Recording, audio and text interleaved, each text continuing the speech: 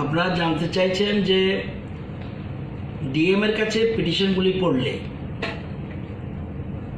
10 লাখ টাকা যে পরিবারে যিনি মারা গেলেন উনি যদি ওই পরিবারে যদি কোভিডে মারা যায় সেই ক্ষেত্রে রাজ্য সরকার ঘোষণা দিয়েছিল 10 লক্ষ টাকা প্রদান করবে ওই পরিবারের সদস্যকে। তো এখন পিটিশন দেবে ডিএম এর কাছে। ডিএম এর কাছে পিটিশন দেওয়ার পরে ডিএম কি কারণে মরল এই ব্যাপারটা রিপোর্ট তথ্য সংগ্রহ করবে স্বাস্থ্য দপ্তর থেকে। আমি প্রথমে বলেছিলাম যে পোস্টমর্টম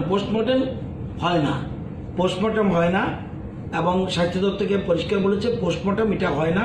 এটা হলো ডিএম সাহেবের কাছে যখন দরখাস্ত দেবে ডিএম সাহেব তখন পরবর্তী সময়ে স্বাস্থ্য দপ্তরকে জানবে এই যে লোকটা মারা গেল এটা কজ অফ ডেথ কি, সেই ক্ষেত্রে তখন স্বাস্থ্য দপ্তর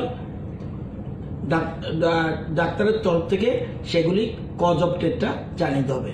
নর্মাল কোর্সের ডেথ সার্টিফিকেটে কজ অফ ডেথ থাকে না। আর পোস্টমর্টমের যেহেতু কোভিডের কেসে পোস্টমর্টম হয় না, আমি বলেছিলাম যে পোস্টমর্টম না। স্বাস্থ্য দপ্তর থেকে আমি ক্লিয়ারেন্স নিয়েছি, খবর নিয়েছি, জেনে নিয়েছি যে পোস্টমর্টম হয় না, কিন্তু কজ অফ ডেথ সেটা ডিএম যখন জানতে চাইবে তখন স্বাস্থ্য দপ্তর থেকে জানিয়ে দেওয়া হবে কজ অফ ডেথ কিসের জন্য।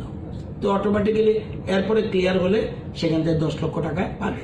3টা ধাপে হবে, 3 লক্ষ, 3 লক্ষ, 4 লক্ষ। তাহলে প্রথমে জমা দিতে হবে ডিএম এর কাছে।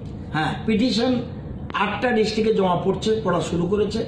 3,84,00,000 টাকা অলরেডি ডিএমদের দেওয়া হয়েছে। সুতরাং ওরা পিটিশন পড়ার পরে এরা ভেরিফিকেশন করবে, ইনকোয়ারি করে তারপর টাকা দেওয়ার ব্যবস্থা করবে।